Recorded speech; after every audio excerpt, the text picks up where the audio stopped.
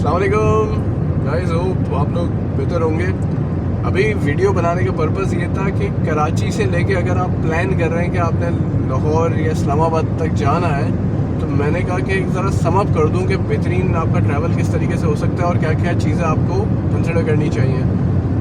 हम लोगों ने जब अपना ट्रैवल अभी स्टार्ट किया था, अभी तो करंटली हम पन्नू आकल से अभी आगे निकले हैं और अभी हमारा टारगेट पहुंचने का लाहौर है। तो नॉन स्टॉप लाहौर पहुंचने का प्लान है अभी फ़िलहाल तो मैं थोड़ा सा आपको जो मेन बेसिक चीज़ें होती हैं जो तकरीबन लोग कंसिडर कर रहे होते हैं, मैंने कहा वो चीज़ बताऊं आपको ताकि आपका प्लान बड़ा अच्छे तरीके से बने जब आपको जाना हो।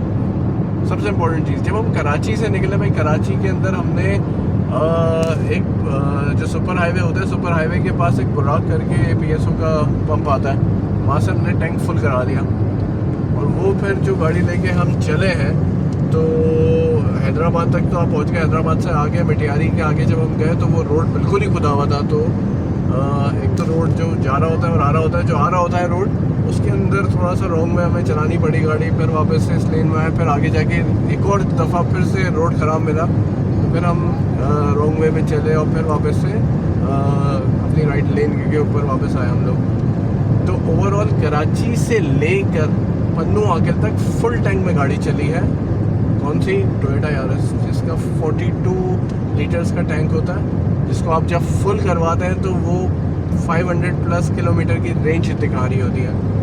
अब वो 500 किलोमीटर की जो रेंज दिखा रही होती है, कहता है हाईवे पे अच्छा एवरेज मिलेगा।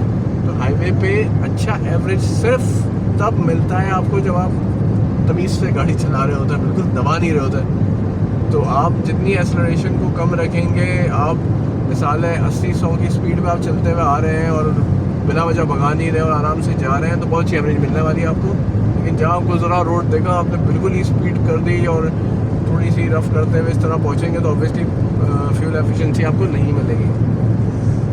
अच्छा, यारिस के अंदर एक और इम्पॉर्टेंट चीज़ बता दूँ, इसके अंदर हमने चारों टायर चेंज करवाए।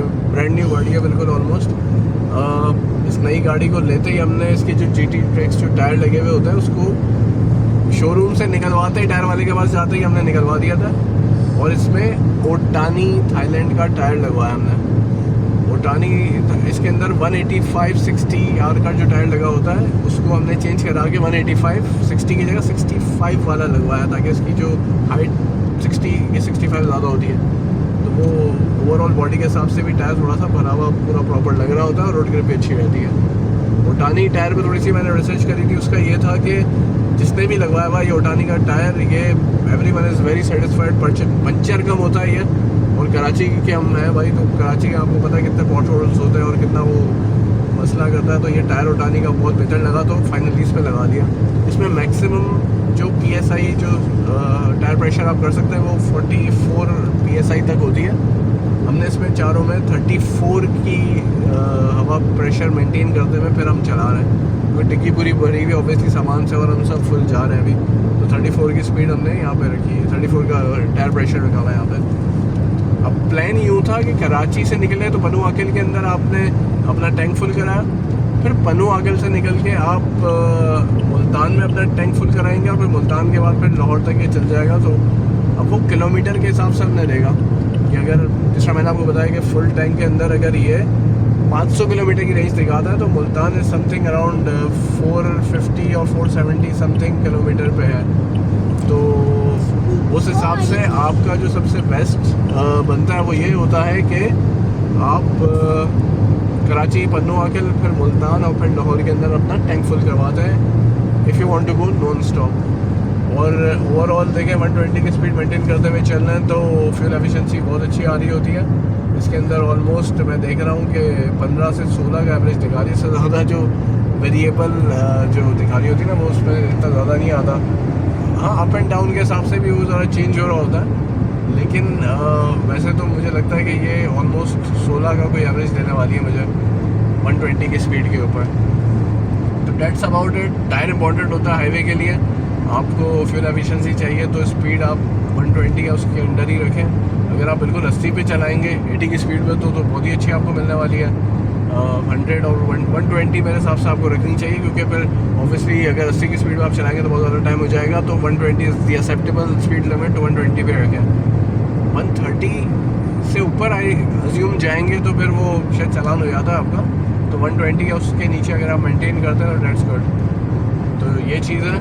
और ओवरऑल और अगर मैं आपको बताऊं तो ये शेड्स वगैरह लगाए हुए हैं। इस वक्त करंटली 36 डिग्री हो रहा है और अभी पन्नू आकेल के अंदर 42 डिग्री तक पहुंच चुका था। और जब गाड़ी हम कराची से नॉन स्टॉप पन्नू आकेल में लेके आए तो टायर और ये बोनट और पूरी गाड़ी मतलब एक्सेसिव मतलब तप रही थी पूरी तरीके से उसके अंदर। तो आए भाई नॉन स्टॉप आना था, दैट्स द प्लान। लेकिन अल्लाह का शुक्र है सही तरीके से हम पहुंच गए। अब ये है कि मेरा आगे एक चंगान वो ओशान चल रही है जो आई अज्यूम बड़ी कॉन्स्टेंटली 120 की स्पीड पे चल रही है। तो उसने तो क्रूज़ लगाया हुआ है लेकिन मेरी इस यार इसके अंदर क्रूज़ नहीं है। तो आई हैव टू मैनुअली सी कि 120 से ऊपर तो नहीं जा रहा है, बार बार मीटर पे नज़र रखनी पड़ती है। तो चले नॉट एन इशू।